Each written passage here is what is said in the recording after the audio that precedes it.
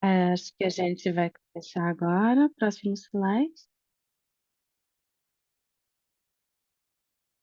Como a Claire falou, isso aqui vai estar traduzido.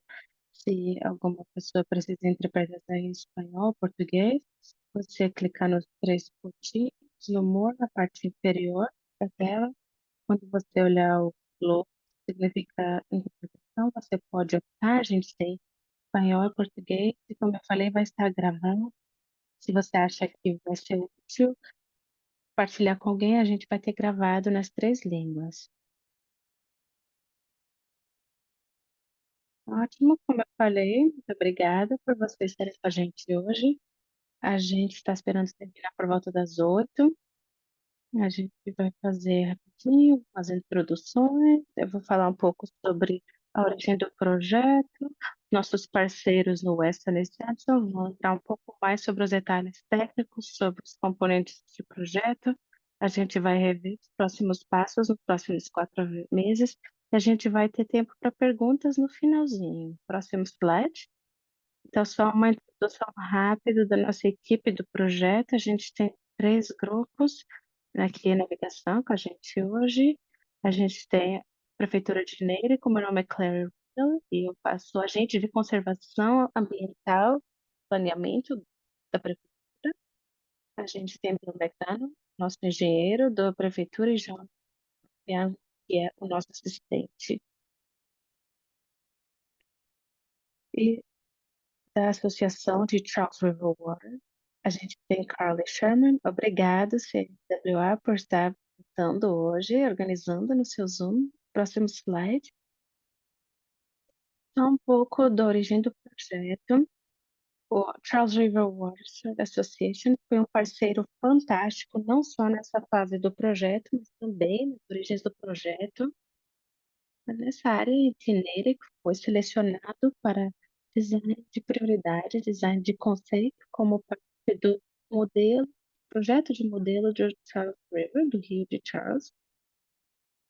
A cidade de Generic serviu como liderança fiscal regional para esse projeto de subsídios e aproximadamente 20 outras comunidades. Essa área ficou identificada como uma área que está sujeita a cheias atualmente e com tendência para piorar. Você pode aprender mais na site da prefeitura. A gente ficou sabendo, e um grande fator disso é os cheias, que a gente viu muito nos últimos 2 anos, como esses eventos de tempestade intensos e um atrás do outro podem realmente se amplificar. Então, a gente pode olhar no mapa aqui, na zona do Liceu, e o que a gente está olhando são dois, eh, duas telas que mostram profundidades de cheias entre os eventos de 100 anos e o de 2 anos. Olha só, então a gente consegue ver na imagem anterior, foi, hoje as profundidades de cheia, a gente viu a de 100 de 2 anos, em 2070. E esse tempo parece que está longe. Essas mudanças acontecem numa mudança linear. A gente sabe que potencialmente isso vai ser uma ocorrência de cheias em 2070 regular, mas a gente sabe agora que cheias ainda são possíveis. Então, olhando nas próximos slides, Carly, pode não parecer uma de mudança substancial. No evento de 100 anos, que é a tempestade que tem cerca de 1% de probabilidade de acontecer em cada ano individual. A gente vai de 2 pés a 3 pés de profundidade de cheia.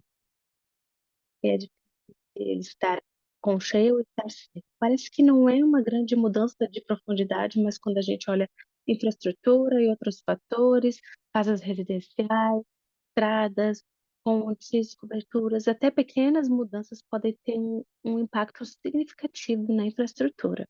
Próximo slide. E por que que essa área específica foi acolhida. O Neira que tem tantos corpos de água na nossa comunidade, todos que tiveram problemas de enchente, de qualidade de água. Por que que a gente escolheu esse lugar especificamente? Essa área foi selecionada pelo modelo de Shea, e muitas vezes têm em relação ao impacto potencial na área maior de Neira, dentro da bacia hidrográfica de Charles. Então, a gente tem vários esforços de outras comunidades e outras bacias hidrográficas. A gente olha essa área aqui porque a gente viu uma oportunidade de melhorar a situação de cheias numa escala real. A gente pode olhar que essa bacia hidrográfica, ela vai da parte sudoeste, e bem antes da Rock Street, e ele se estica até a Marion Street, passando do centro de Neira. Então, até 150 hectares de bacia hidrográfica está drenando para esse lugar singular no, na cidade. E, obviamente, tem algumas águas que vão para outros lugares, acaba acumulando no quintal das pessoas, mas o que atinge as ruas acaba nesse lugar, nesse, nesse lado.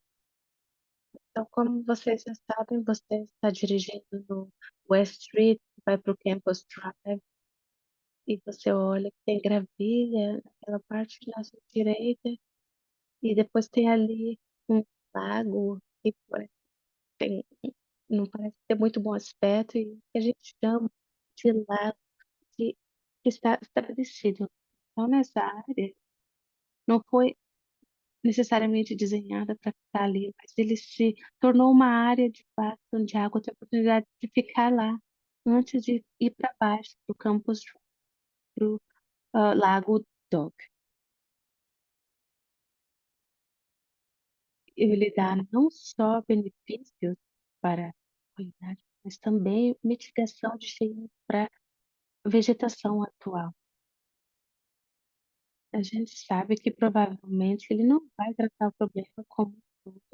Então a gente está olhando também essa grande bacia hidrográfica que a gente mostrou para onde são as oportunidades para dar mais esforços de infraestrutura, quer seja para infraestruturas verdes ou cinzentas.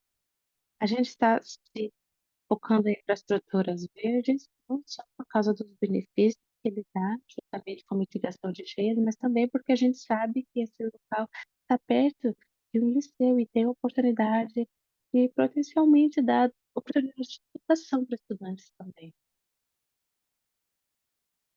Existem infraestruturas, estradas, todos esses fatores que estão competindo. A gente também está levando em consideração a infraestrutura cinzenta que a gente quer que se encaixe no nosso sistema. Próximo slide. A parte 3 é uma avaliação desse lago e uma lagoa de sedimentação, e que essa lagoa é toda seca.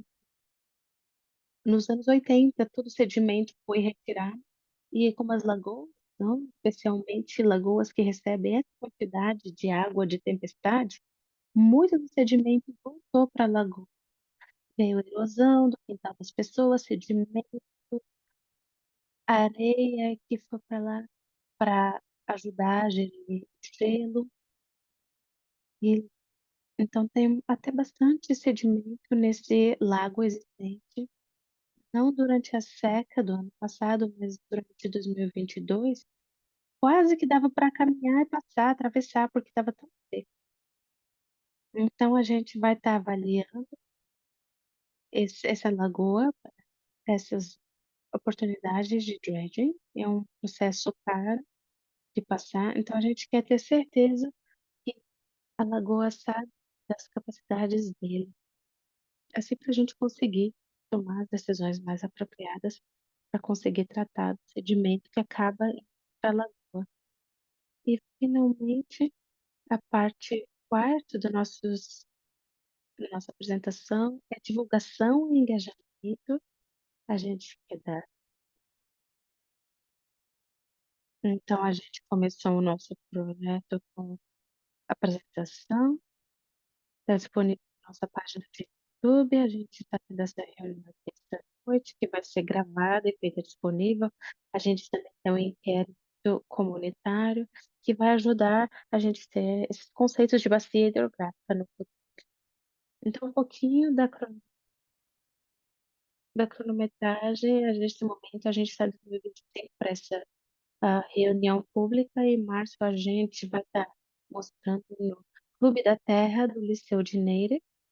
Em abril a gente vai fazer o que é estudar a Lagoa Atual em termos de solos, profundidades, e a gente vai estar trabalhando nesses treinos internos. Outras oportunidades para vocês estarem com a gente nesse projeto, a gente vai ter uma caminhada pública dia 3 de maio, de 3 da tarde, e essa caminhada vai mostrar um pouco sobre essa bacia hidrográfica que eu mostrei, para as pessoas terem a oportunidade de ver onde a água está vindo e terminar nessa lagoa. Depois a gente vai ter uma reunião pública que vai ser no dia 20 de maio, e vai ser presencial.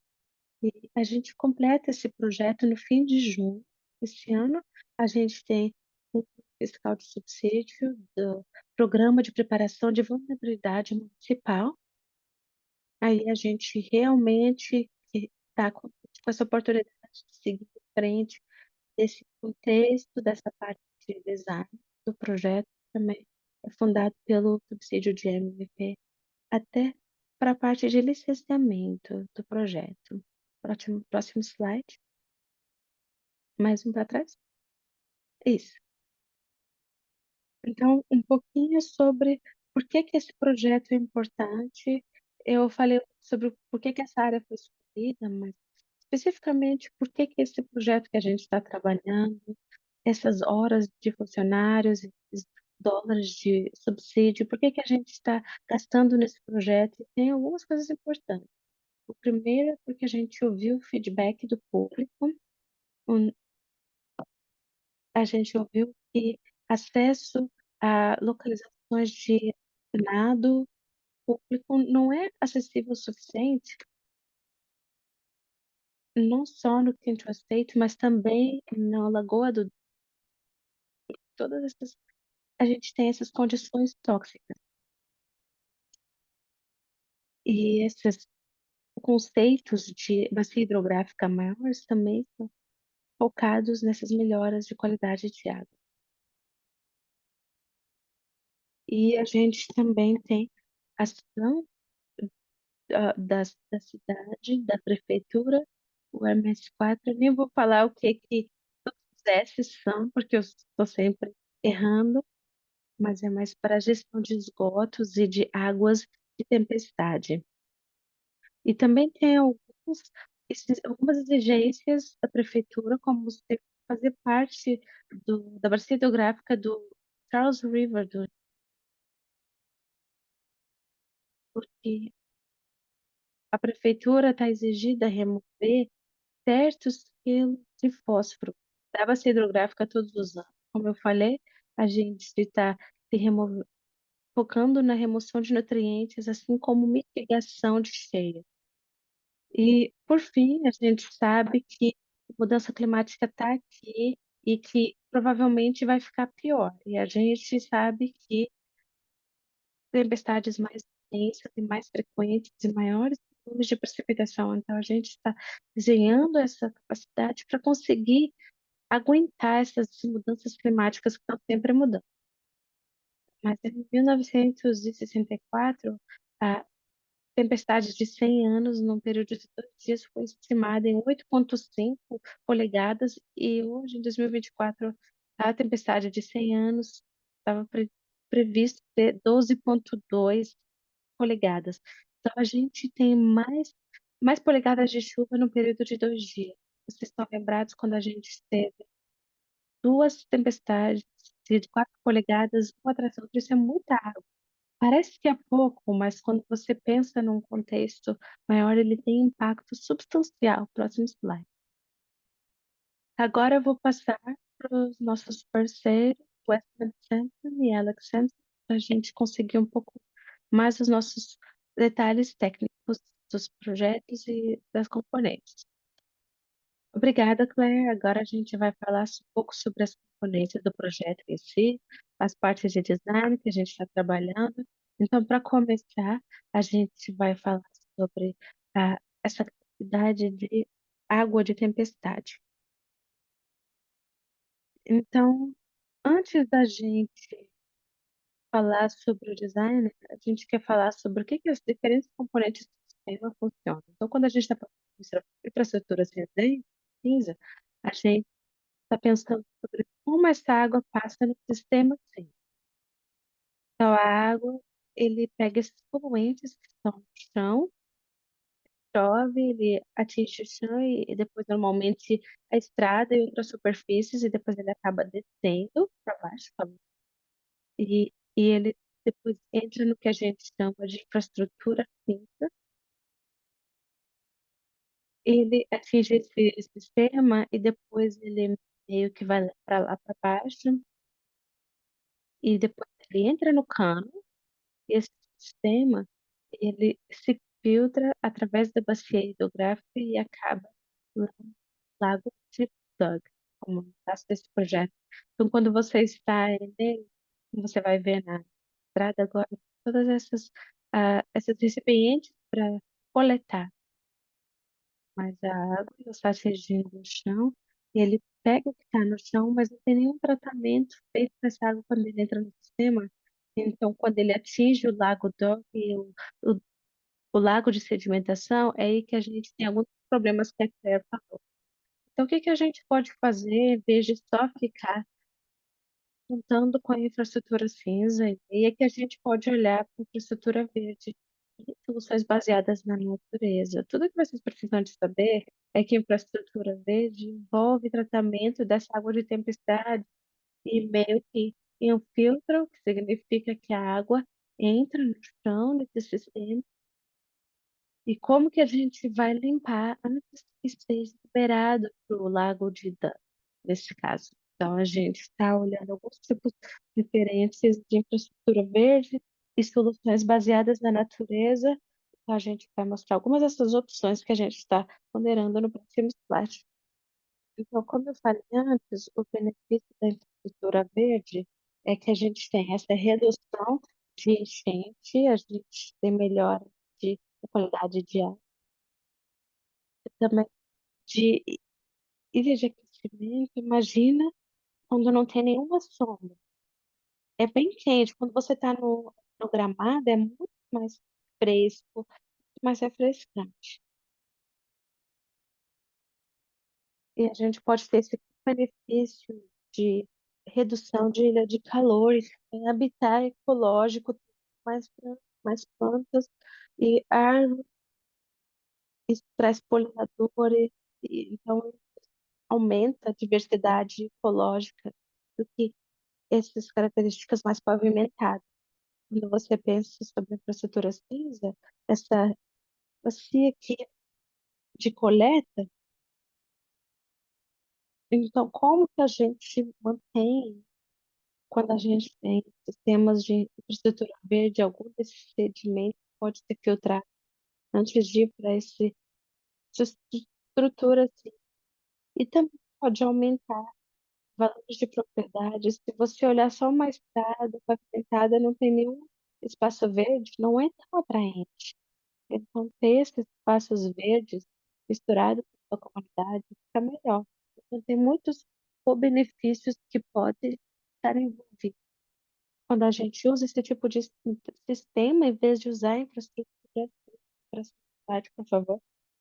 Então, tudo isso para falar que a gente está fazendo esse tipo de sistema de infraestrutura no Liceu de Neiro, especialmente no Jardim de Edifícios, e tem ali uma saída, que a Cleide falou antes, é que toda essa água que está na infraestrutura, ela vai logo para o lago de sedimentação. E como a Cleide falou, isso recebe muito atendimento, muito material que a gente traz para aqui.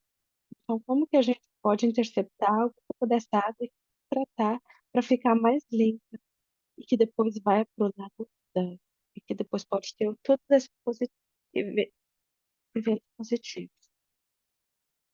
Se você for para o próximo slide, por favor. Então, a gente está olhando algumas opções.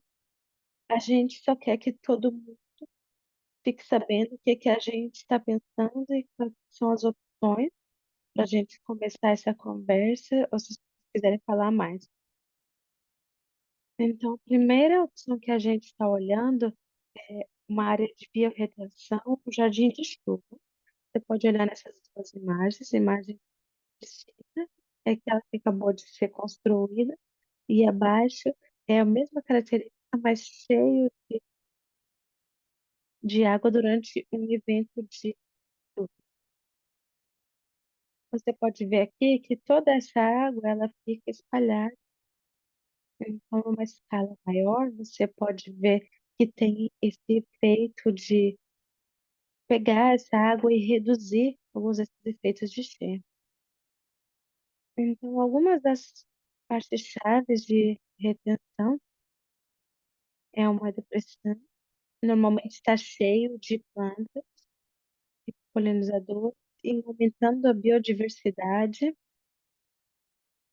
E por baixo tem todo o sistema de solos usados, características que recebem água para ser capturado no lugar antes de ir para o sistema de infraestrutura sempre.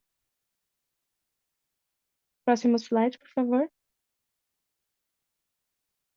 Então, o próximo é a terra de construção.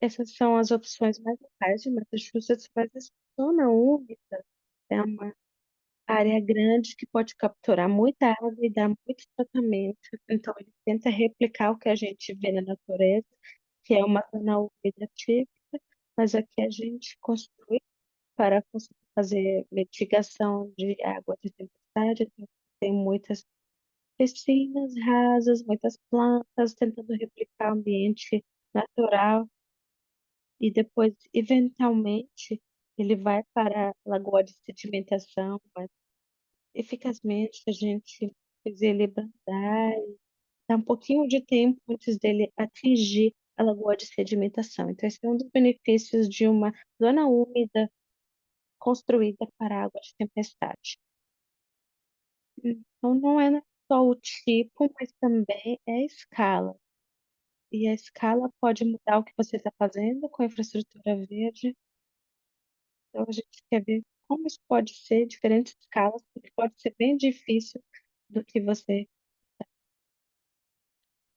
normalmente é mais pequeno e mais compacto. Você pode olhar esses eventos. Então, esse aqui é o que algumas dessas soluções podem ser. Por favor, próximo slide, por favor. E depois do outro lado é que a gente tem as infraestruturas verdes. Às vezes as pessoas olham para isso e não entendem que isso aqui é uma característica de área de tempestade. Está fazendo bastante para melhorar a sua qualidade de água. Para a gente saber quanto que a gente pode instalar. E aqui você pode ver na parte esquerda do hospital de Pittsburgh, que é uma grande bacia de retenção. E depois na direita, aqui, você consegue olhar que tem todas as plantas em cima. E parece que é uma área de medo, mas ele está fazendo um tratamento, uma área de prado. Ele está fazendo bastante para segurar a água antes de ir para o rio. A gente ainda está trabalhando no processo, então se você tiver algum feedback, alguma ideia, é só falar para a gente. Obrigada, Alex. Eu sou Jenny Muller, do Western Center. Eu sou gestora de projetos sênior, estou apoiando a Alex, desenhando esse curso e coordenar nossa equipe de modelo. Então, como a gente está avaliando essa bacia hidrográfica, próximas, a gente tem feito uma boa recolha de dados. É muito importante a gente conseguir essa informação pessoalmente, presencial e diretamente de pessoas que estão vivendo e que estão experienciando esses eventos de tempestade.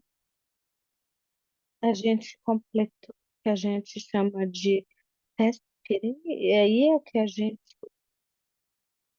olha quais são as condições abaixo da superfície, condições de solo, como ela se falando sobre infiltração.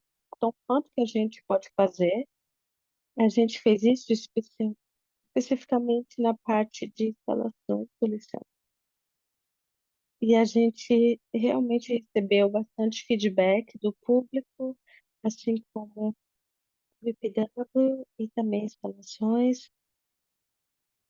Próximo slide.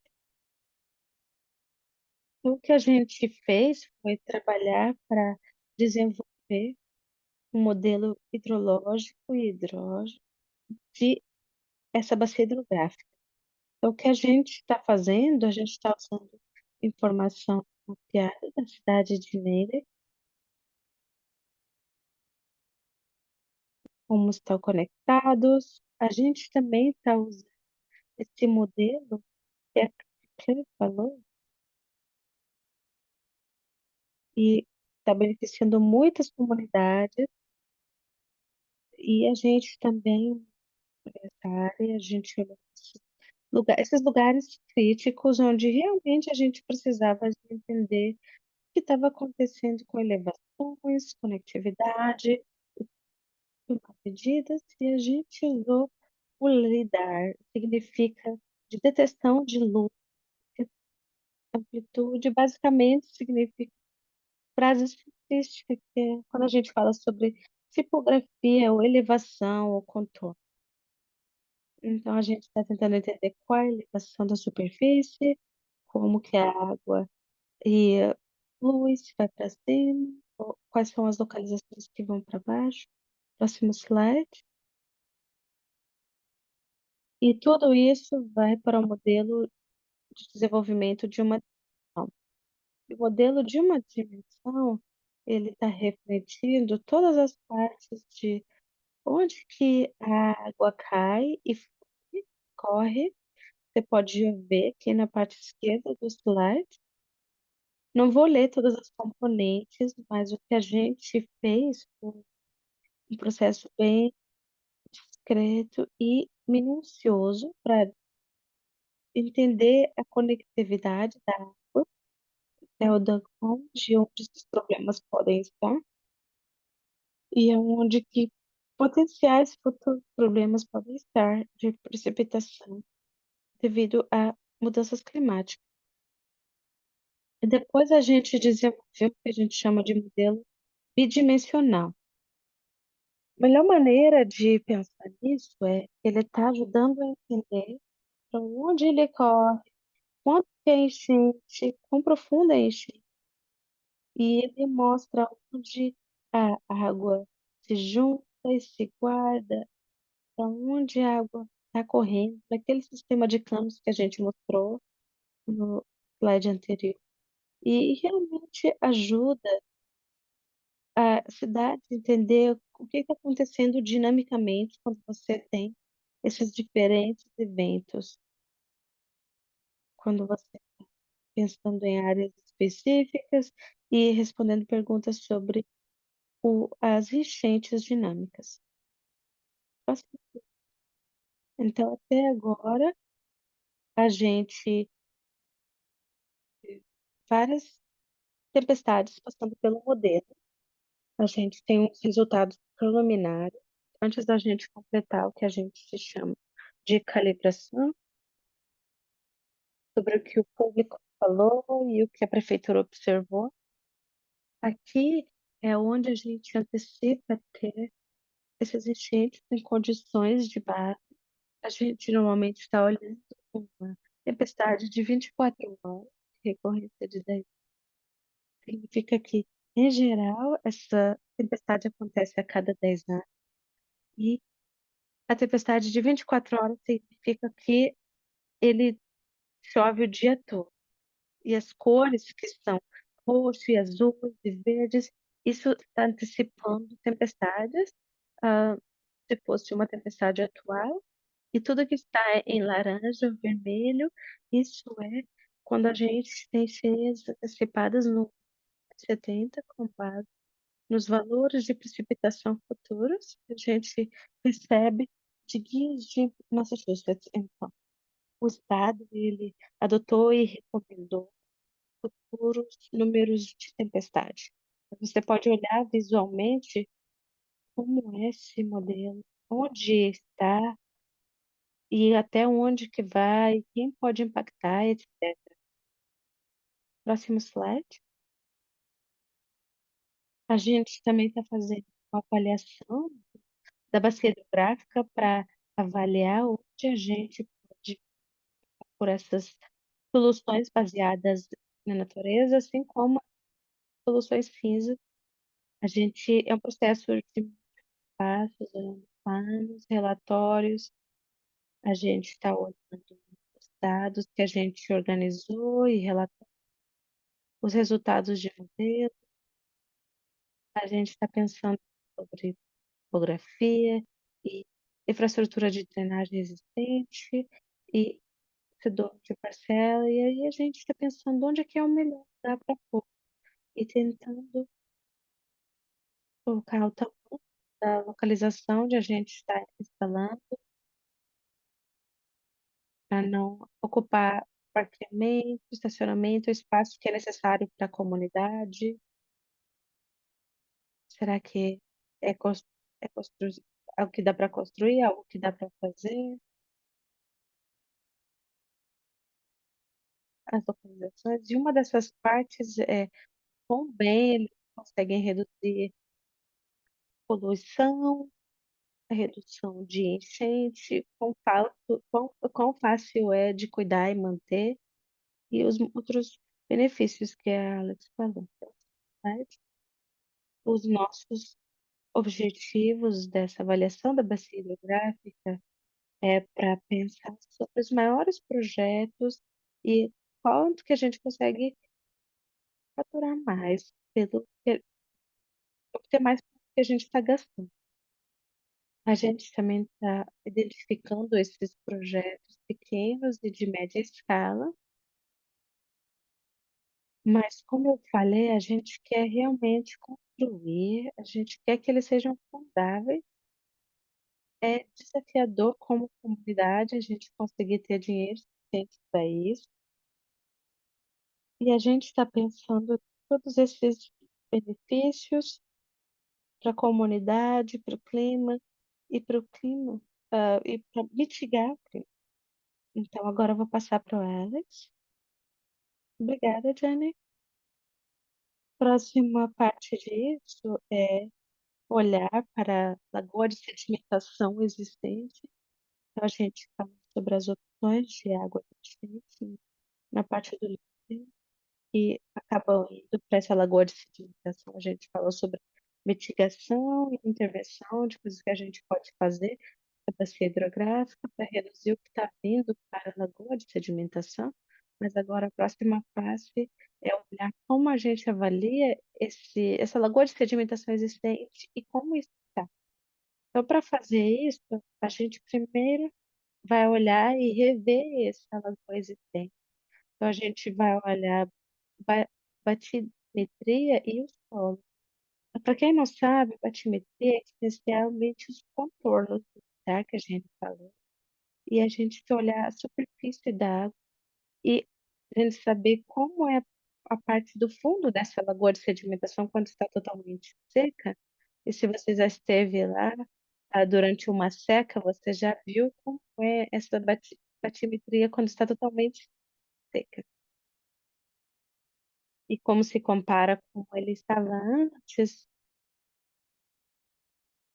e meio que entender como essa parte de baixo está. E também olhando para o solo, existe contaminação? Que tipo de solo que é? É super compactado, cheio de orgânicos? Como que é? Como que é? E, para além disso, de olhar o que é, a gente também olha o volume, a qualidade, de quanto que a gente tem nesses diferentes solos, o que está no fundo. Quando a gente está olhando os solos, a gente pensa, será que é bom a gente ter? Ele está apoiando o que precisa ser feito ou existe a opção de fazer melhor? Então, isso aqui é a primeira base de olhar essa lagoa de sedimento. E, por fim, com base no uso histórico desta lagoa, o tratamento histórico e o que pode ser feito, a gente está olhando para a fertilidade dessa lagoa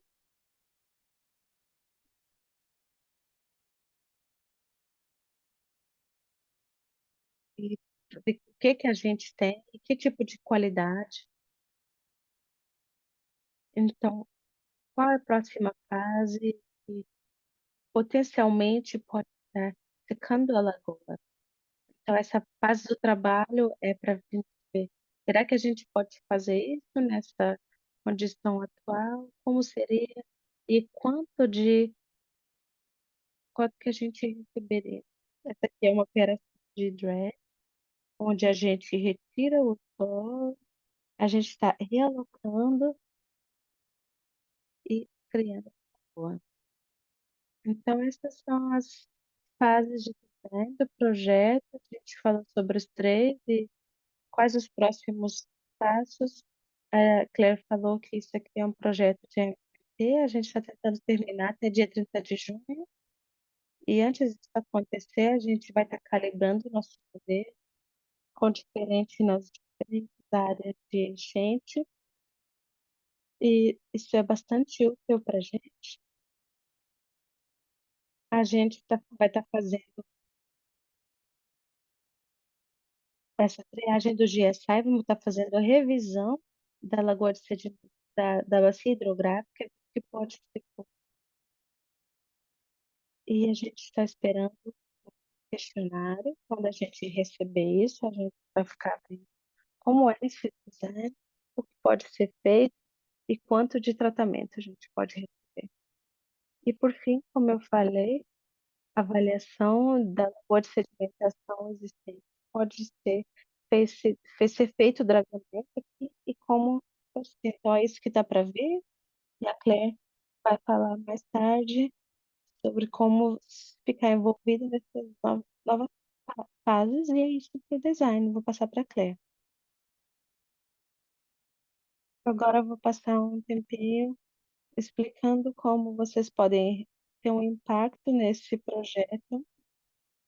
Quando a gente está desenhando esse tipo de coisas, a gente tenta ficar engajado com o público, porque a gente sabe que muitos desses termos verdes, água de tempestade, infraestrutura verde, sustentabilidade, pode ser difícil de justificar por que que é importante, mas a gente espera que a apresentação dessa noite tenha demonstrado para vocês todos essa grande escala que a gente está tentando aplicar para esse projeto, não só para mim, mas também para a bacia hidrográfica do Rio Charles.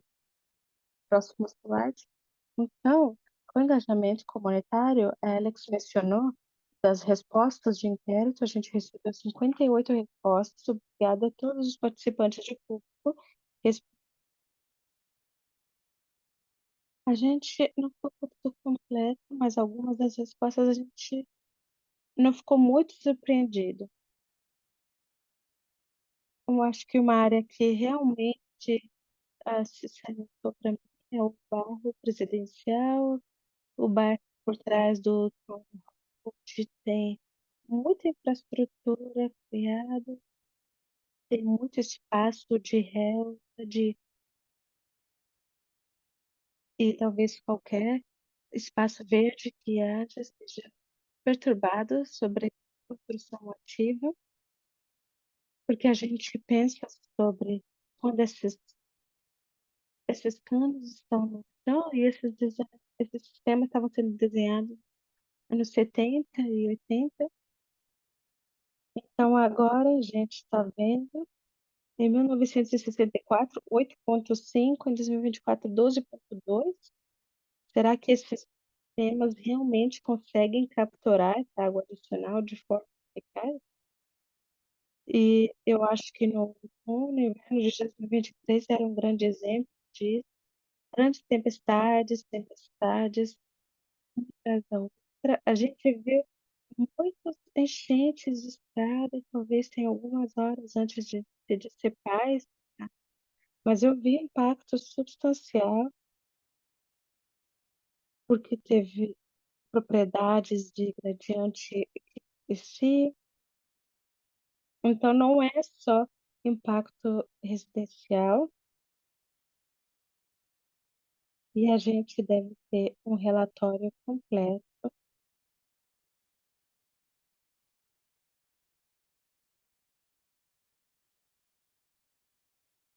A gente vai ter outra reunião pública no dia 20 de maio, como a gente começou às 6:30 da tarde. A gente ainda está trabalhando para finalizar a localização dessa reunião presencial, mas a gente quer que essa reunião seja presencial.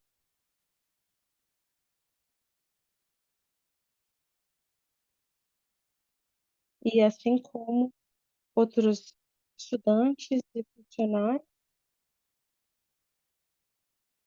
e também educação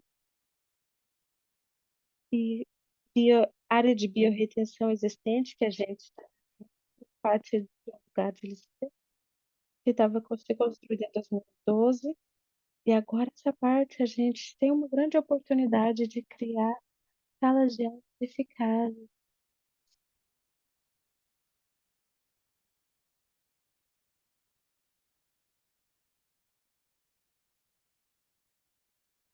E se vocês estiverem interessados em ficar com a gente numa caminhada maravilhosa de quase 2 milhas, a gente vai fazer essa caminhada da Bacia Hidrográfica Associação da Bacia Hidrográfica do Charles. A caminhada vai ser sábado, 3 de maio, 1 da tarde, e a gente vai estar no South Main Street,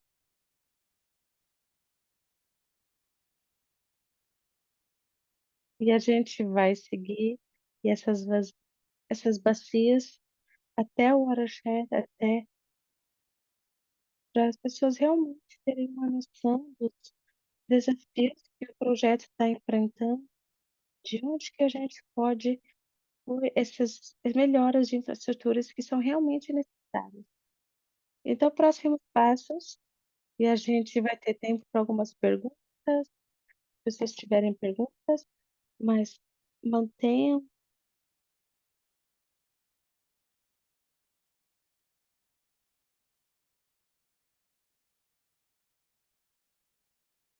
e as gravações também vão estar tudo gravado.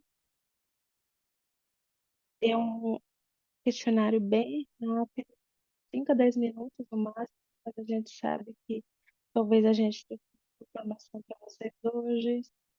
E mesmo se você não tiver nenhuma pergunta, nem feedback,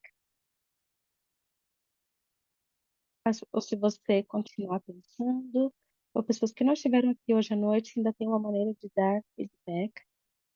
E a gente tem uma lista atualizada de, por favor, podem me contactar, está na tela e também está no site de Neira, que está lá, esparramado. E assim, se o site for atualizado, você provavelmente vai receber um e-mail. A gente realmente quer engajar com o público nesse projeto. E nós, novamente, a gente vê grande benefício comunitário desse tipo de trabalho. E a gente espera que esse projeto sirva como um modelo replicado para algumas das outras áreas da cidade. A gente tem noção que tem muitos outros grupos de água, estão mais estressadas, estão sobretaxadas, estão sendo sobreusadas, e a gente está vendo como essa falta de pensamento antecipando está impactando a gente hoje, a nível federal, assim como o nele que também está vindo. Eu não entendi, mas fazer os fundos é uma parte chave desse projeto, para a gente poder ter essa mudança e não necessariamente tirar os dólares do Johnny, desse plano de rodoviário bastante necessário. O próximo slide a gente está um pouco adiantado. A gente tem algumas informações de contato. Eu sei que a gente não tem muitas pessoas aqui. Pode tirar do e me fale se vocês tiverem alguma pergunta ou comentários. Eu sei que a Jenny trouxe vários bastante bons, certo? E se tiver alguma pergunta, por favor, não hesitem. Eu quero fazer uma pergunta. Faça à vontade.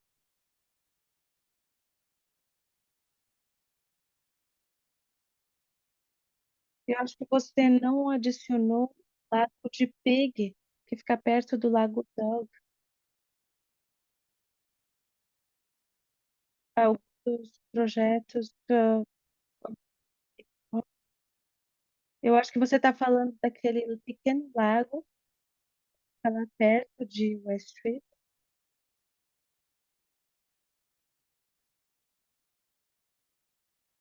Se isso for, puder ser parte do projeto para olhar.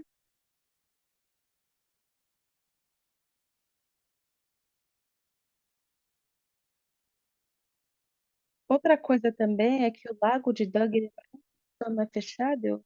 Eu acredito que ele vai até um lugar onde ele vai totalmente para o Rio Charles,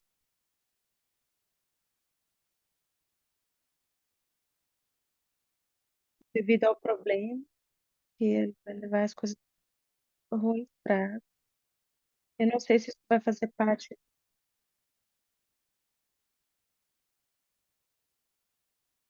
Teve alguém que pensou nessa saída do lado do Greg. Eu primeiro vou falar sobre a sua primeira pergunta. A gente está trabalhando com DPW, instalações, e a gente sabe dos problemas que esse corpo de água enfrenta. Ele, na verdade, ele é isolado, então, exceto de quando ele atinge os seus limites. Então, a gente não necessariamente está olhando para esse corpo de água por parte do projeto especificamente, mas com certeza existem oportunidades para melhorar essa área.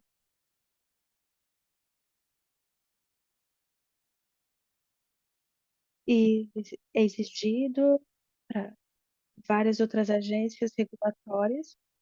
Então, existe uma companhia que a empresa contrata não só para monitorar a qualidade de ar, mas para garantir que essa parte está atingindo todos as exigências, os requisitos.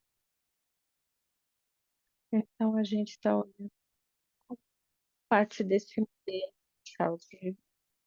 E a Shelton também é nossa parceira nesse projeto maior, onde o Brooks flui e desagua lá no Charles River. Obrigada. Eu estava sempre pensando que a saída do Doug Pond podia ser investido para fora e ficar envolvido com a água. do- Eu sei que leva muito.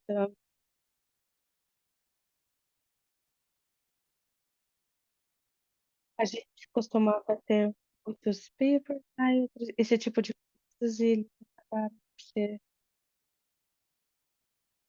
então a gente espera que exija notícias sobre uma oportunidade para isso no futuro. Obrigada. Mais alguma outra pergunta, professor?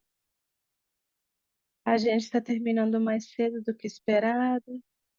Não sei se vocês se importam de sair um pouquinho mais cedo, mas a equipe de projeto vai ficar mais uns 5 minutos. Se tiver alguma pergunta, eu tenho 56 espécies de odonata no meu quintal, perto do lago da e eu não pego eles nem mato, eu só tiro foto. Então, tem muita vida, selvagem, tem muitas coisas que as pessoas não sabem que já está acontecendo. Então, vou falar no Sudbury Valley Trustee, no ordinário, no primeiro dia da primavera, para trazer as pessoas para o hobby de estar olhando essas pirilampos. Então, os pirilampos, eles são ah, espécies bastante divertidas, de borboletas e de pirilampos.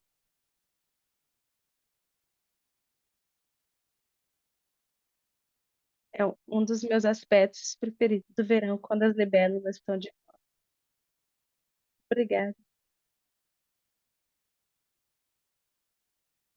Obrigada novamente para todo mundo. A gente agradece e, por favor, espalhe as palavras, as gravações vão estar disponíveis e a gente está entusiasmado para ver vocês em futuros eventos de envolvimento.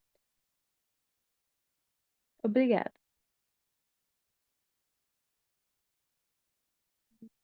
Ótimo trabalho, Claire, equipe. Agradeço os vossos esforços.